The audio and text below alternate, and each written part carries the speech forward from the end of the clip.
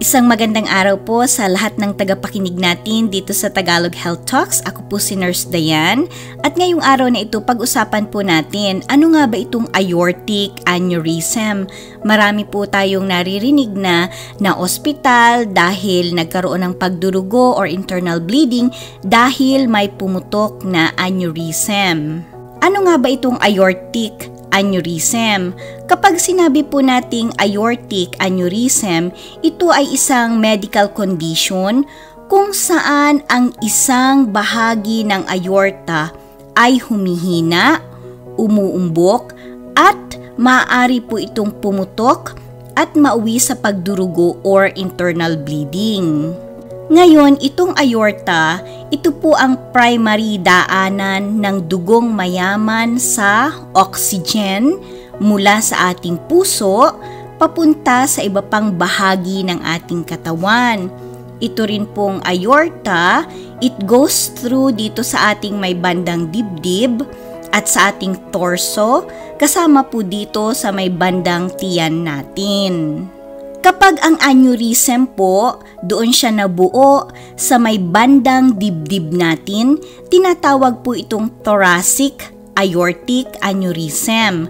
Ngayon, kapag ang aneurysm naman po ay nadoon sa may bandang tiyan natin, ito naman ang tinatawag na abdominal aortic aneurysm. Although pinakakaraniwan po ang abdominal aortic aneurysm. At itong abdominal aorta, ito po ang nagdadala ng dugong mayaman sa oxygen sa iba't ibang internal organs natin sa loob ng ating tiyan, papunta din sa ating lower limbs, sa ating mga paa. Normally po, ang aorta natin ay may makapal na walls na kaya nitong i-withstand ang normal na presyo ng dugo. Ngunit, may ilan pong mga medical na kondisyon, halimbawa, tulad ng pagkakaroon ng uncontrolled na mataas na presyo ng dugo or yung hypertension na tinatawag, ilang genetic conditions at trauma ang maaaring makapinsala sa aorta. Pag-usapan naman po natin, ano nga ba ang mga karaniwang risk factors sa pagkakaroon ng aortic aneurysm? Pag sinabi po nating risk factors, ito yung mga bagay na pwedeng makapagpataas ng tsansa ng isang tao para siya ay makaranas nitong aortic aneurysm.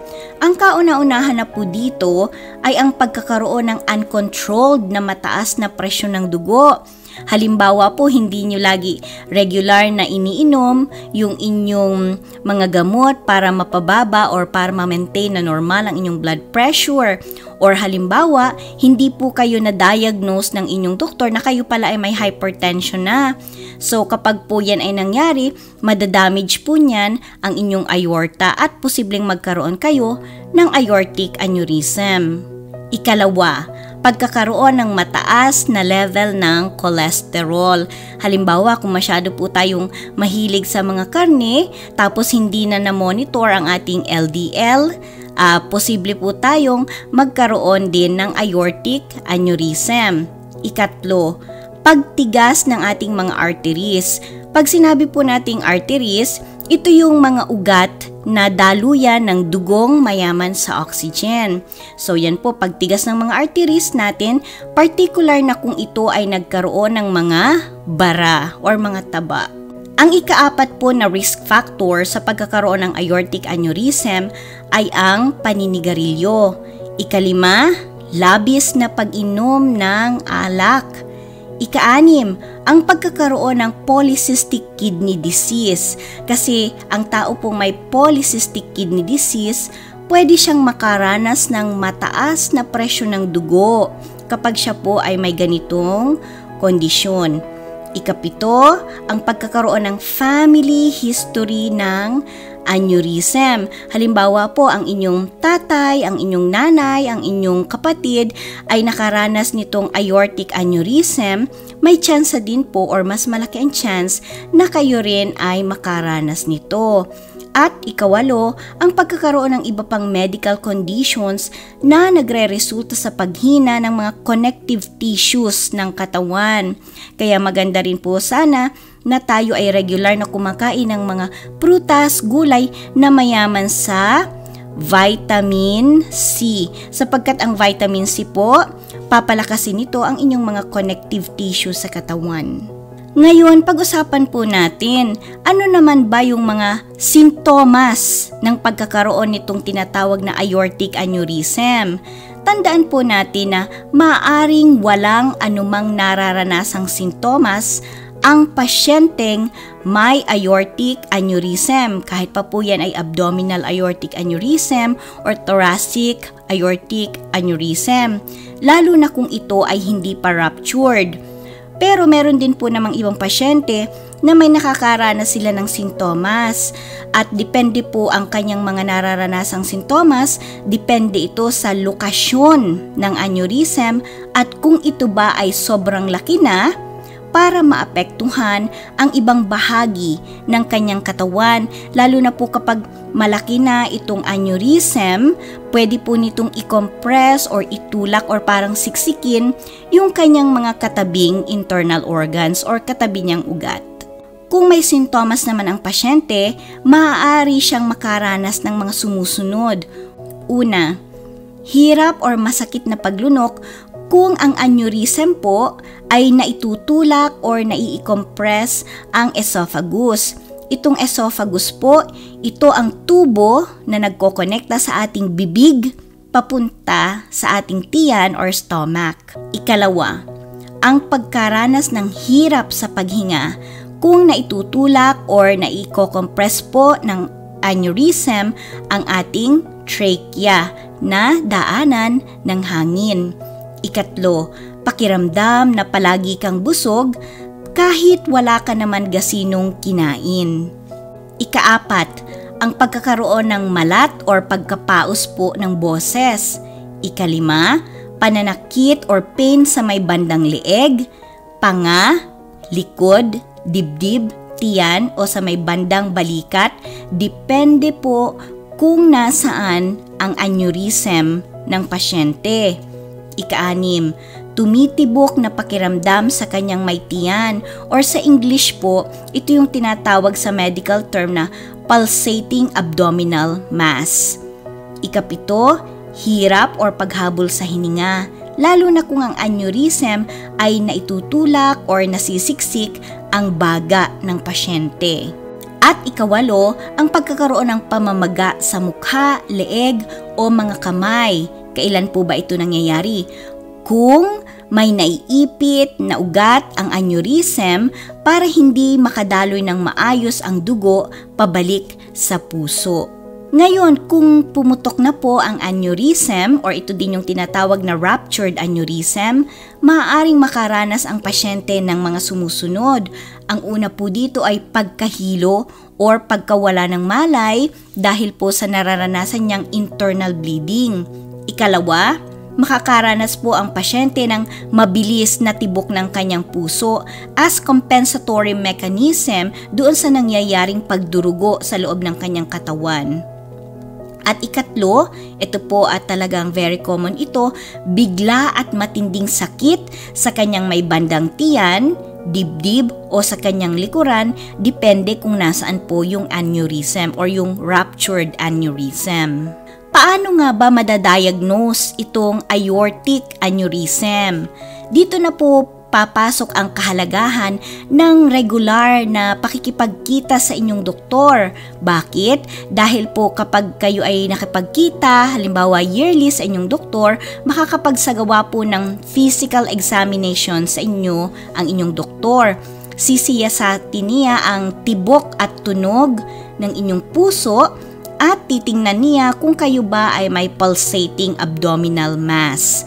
Maganda rin po na mamonitor ang ating mga cholesterol level at ang ating blood pressure dahil tulad po ng ating nabanggit, ang mga yon ay primary risk factor sa pagkakaroon nitong aortic aneurysm. Kung magsuspecha po ang inyong doktor na posibleng kayo ay may aortic aneurysm, maaari po siyang magrekomenda ng mga sumusunod na diagnostic test. Una, ultrasound. Ito po ay para makita kung gaano kalaki ang aortic aneurysm ng pasyente o para ma-monitor ang aorta.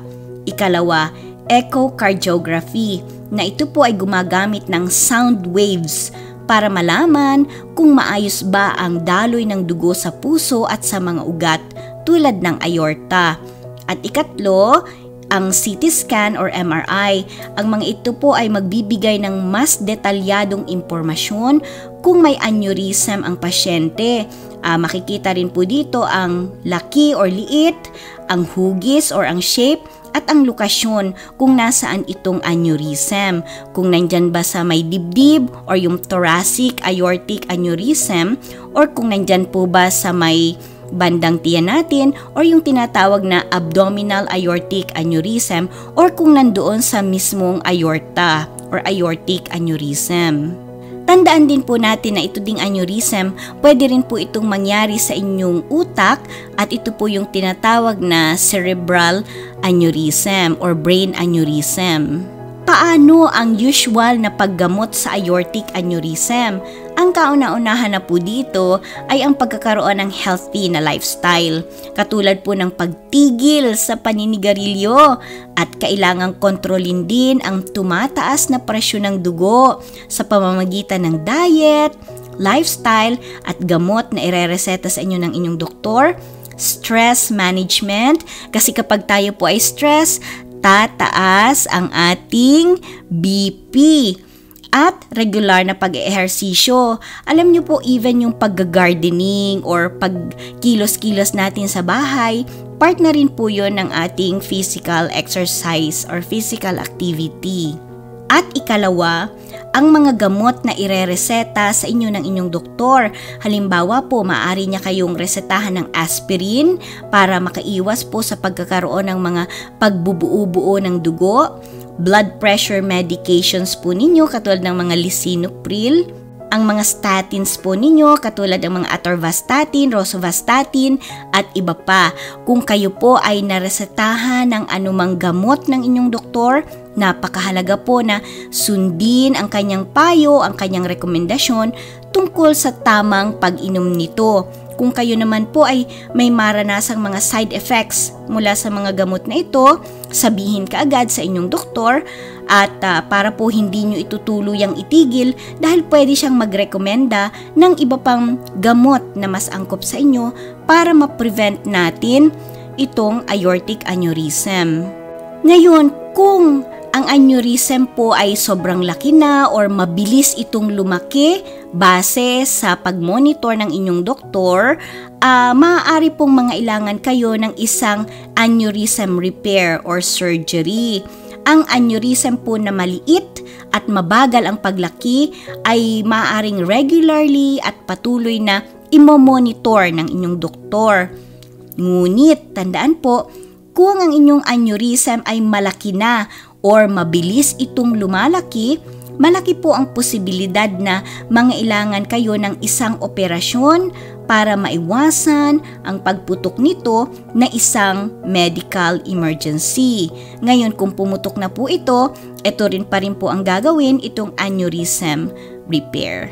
Kung nais nyo pa pong makapanood pa ng iba pang Tagalog health videos, paki-like lang po at mag-subscribe dito sa ating channel, dito po sa Tagalog Health Talks. Muli po, ako po si Nurse Dayan at maraming salamat po sa inyong panonood.